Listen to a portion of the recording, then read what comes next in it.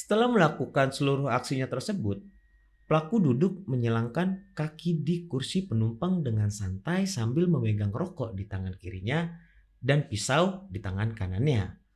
いるここいるこれどうやってつけると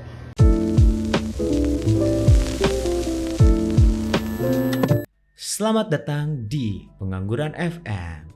Di video kali ini gue mau ngebahas tentang salah satu insiden atau tragedi yang beritanya telah meluas dan menyebar di beberapa media lokal maupun media internasional, yaitu insiden penusukan dan pembakaran gerbong kereta api di Jepang yang dilakukan oleh seorang pemuda berpenampilan layaknya karakter Joker dalam serial Batman yang terjadi pada tanggal 31 Oktober 2021. Sebelum memulai video ini lebih jauh, gue mau ngasih disclaimer kalau video ini bukan tentang Kakek Sugiono maupun Mario Jawa walaupun ada Jepang-Jepangannya.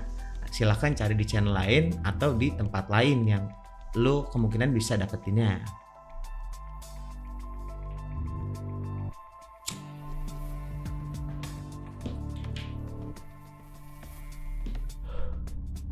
Kita mulai dari kronologi. Pada hari Minggu, di dalam salah satu gerbong kereta api di Keio Line atau biasa disebut Komuter Line di Indonesia yang memiliki total 10 gerbong, berangkat dari Hashioji menuju Shinjuku pada pukul 8 malam waktu setempat. Kemudian kereta pun mulai berjalan. Seperti biasa, jika tempat duduk telah penuh, maka para penumpang akan berdiri menunggu sampai ke tempat tujuannya masing-masing. Kemudian terlihatlah seorang pemuda menggunakan setelan jas ungu, kemeja hijau cerah dan dasi yang identik dengan karakter Joker di serial Batman. Banyak penumpang lain yang mengira bahwa itu hanyalah prank Halloween karena bertepatan pada tanggal 31 Oktober yang ditandai sebagai perayaan Hari Halloween Internasional. Namun tiba-tiba keributan pun mulai terjadi di salah satu gerbong kereta. Seorang pemuda yang berkostum Joker tersebut menikam dada seorang pria tua yang berusia 70 tahun dengan sebilah pisau yang kebetulan sedang berdiri di dekat dengan dirinya. Setelah aksi penusukan, pelaku dengan membawa botol plastik berisi cairan yang mudah terbakar, kemudian menyemprotkan cairan tersebut ke beberapa bagian gerbong dan langsung menyulutkan api untuk membakarnya. Hal tersebut membuat para penumpang panik dan berlarian menjauh dari gerbong tempat pelaku berada.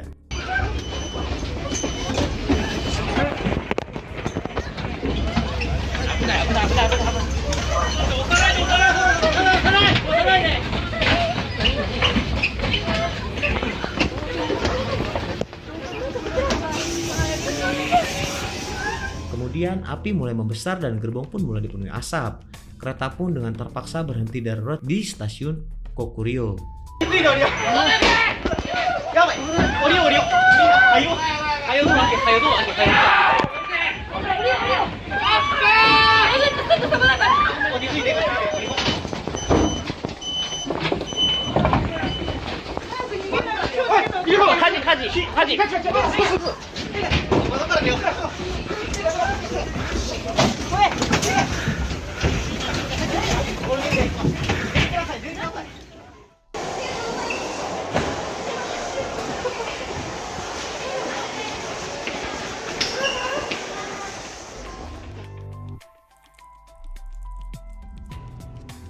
Setelah melakukan seluruh aksinya tersebut, pelaku duduk menyilangkan kaki di kursi penumpang dengan santai sambil memegang rokok di tangan kirinya dan pisau di tangan kanannya.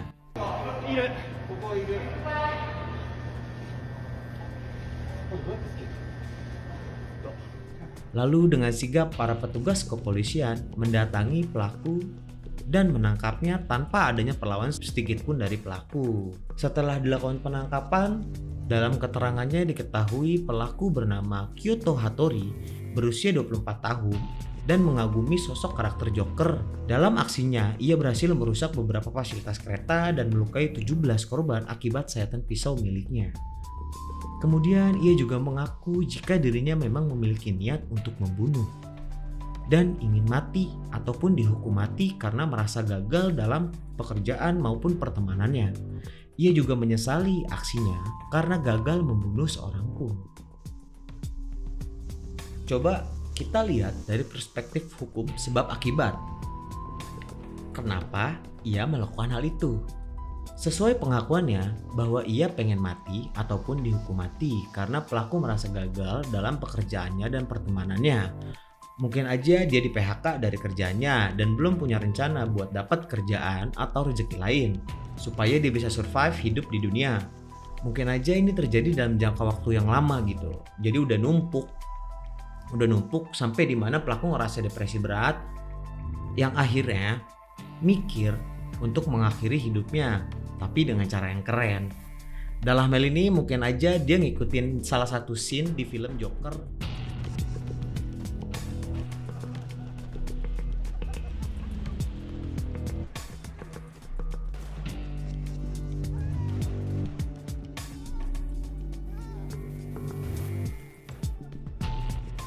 Gue mikir gini karena gue ngelihat pola yang sama antara salah satu film Joker dan perbuatannya. Menurut gue sih dari hukum sebab akibat ini penyebabnya adalah depresi, mentalnya yang mungkin kurang sehat ya. Gue juga sebenarnya nggak tahu persis.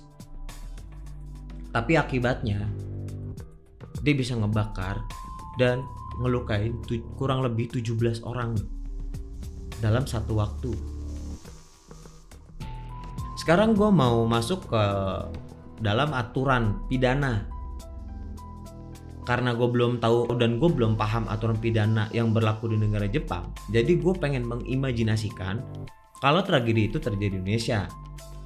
Apa sih konsekuensi pelaku terhadap kelakuannya tersebut? Yang gue maksud ini konsekuensi hukum ya. Yang pertama menurut gue, dia akan dijerat dari pasal pembunuhan berencana, yaitu pasal 340 KUHP yang bunyinya barang siapa dengan sengaja dan dengan direncanakan lebih dulu menghilangkan nyawa orang lain dipidana dengan hukuman mati atau penjara seumur hidup. Yang kedua adalah pasal tentang pengerusakan fasilitas umum, yaitu pasal 406 ayat 1 yang bunyinya barang siapa dengan sengaja dan dengan melawan hak merusak hingga tidak dapat digunakan lagi barang milik orang lain dipidana penjara paling lama 2 tahun 8 bulan. Cuman yang menarik gini, di dalam hukum pidana setahu gua kalau pelaku ini terbukti tidak waras atau tanda kutip gila, berdasarkan pasal 44 ayat 1 KUHP berbunyi tidak dapat dipidana barang siapa melakukan suatu perbuatan yang tidak dapat dipertanggungjawabkan karena kurang sempurna akalnya. Jadi kalau ini terjadi di Indonesia nih, orang ini masih bisa bebas.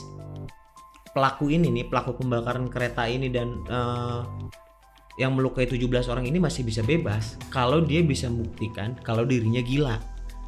Dimana yang bisa membuktikan gitu adalah tim medis, dalam hal ini dokter. Jadi begitu menurut gua. Dari sini kita bisa belajar pentingnya ngejaga kesehatan mental untuk hidup, biar hidup kita nggak ngerugiin diri sendiri dan juga orang lain. Ingat, jaga terus kesehatan mental lo. Emang banyak sih bukan kegiatan ya, maksudnya makhluk-makhluk toksik yang ngerusak kesehatan mental kita. Cuman gue tahu kok lo cukup kuat, tentunya dengan wawasan yang cukup. Ya mungkin hanya itu yang bisa gue share di video ini. Thank you yang udah nonton video ini sampai selesai. Dan lo juga bisa support gue dengan cara subscribe channel ini, like video ini, dan share kalau memang informasi ini penting buat banyak orang. Akhir kata dari gue, jaga kesehatan terutama mental lo. Stay safe and see you next time.